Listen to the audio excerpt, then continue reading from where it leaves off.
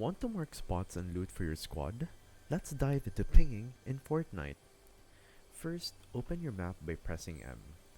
Hover over any location and click your left mouse button to drop a map ping. Back in game, you can ping without the map open. Just aim where you want and press the middle mouse button.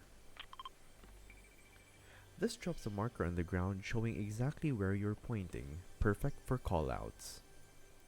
To ping loot, simply aim at any item, like a weapon or shield, and press your ping key. Your teammates will see the item's name and its location. No more guessing what you want. Use map pings to plan rotations, and item pings to share loot, all instantly and silently. So, a quick recap. M, click on map, aim in world. Ping key, aim at loot. That's it. Master the ping and keep your squad synced. See you in the storm.